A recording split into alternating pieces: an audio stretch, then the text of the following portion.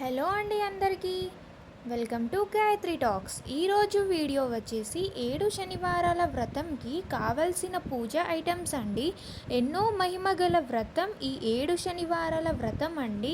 ఉద్యోగం సమస్యలు, పెళ్ళి, వ్యాపారం, సొంత ఇల్లు, సంతానం, ఆరోగ్యం ఇలాంటి ఎన్నో సమస్యలు ఉన్న ఈ ఒక్క వ్రతం మనం నిష్టగా 7 శనివారాలు వడ్డీతో కలిపి మొత్తం 8 వారాలు చేస్తే మనం అనుకున్నది స్వామివారి దయతో ఖచ్చితంగా నెరవేరుతుంది.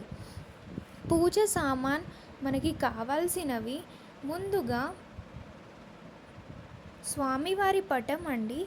స్వామికి సమర్పించడానికి పువ్వులు. మనం స్వామివారి పటానికి పసుపు, కుంకుమ, గంధం రాసి అలంకరించుకోవాలి. స్వామికి దూదిమాల, పువ్వుల మాలను సమర్పించాలి. స్వామివారు అలంకార ప్రియులు, ఎన్ని పూలు పెడితే అంత మంచిది. తర్వాత ముందుగా వినాయకుడి పూజ చేస్తాం కాబట్టి వినాయకుడి విగ్రహం లేదా పసుపుతో చేసిన విఘ్నేశ్వరుణ్ణి పెట్టుకోవచ్చు. ఆ తర్వాత మనం కలశం అనేది స్థాపించాలి.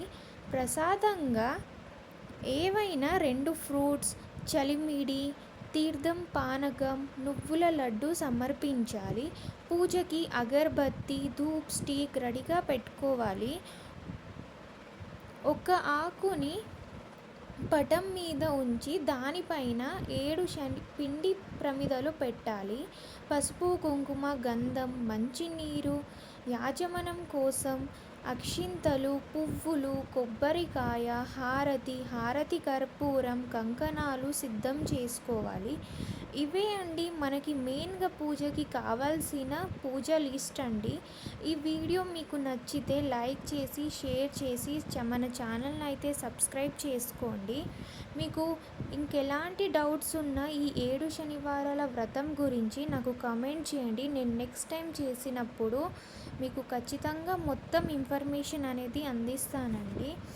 అండ్ ఇప్పుడు మీరు వీడియోలో చూస్తున్నట్టయితే నేను ఈ విధంగా స్వామివారి డెకరేషన్ కానీ, కలశ స్థాపన కానీ అన్నీ చేశానండి. మీకు నచ్చితే సబ్స్క్రైబ్ చేసుకోండి. థ్యాంక్ యూ అండి.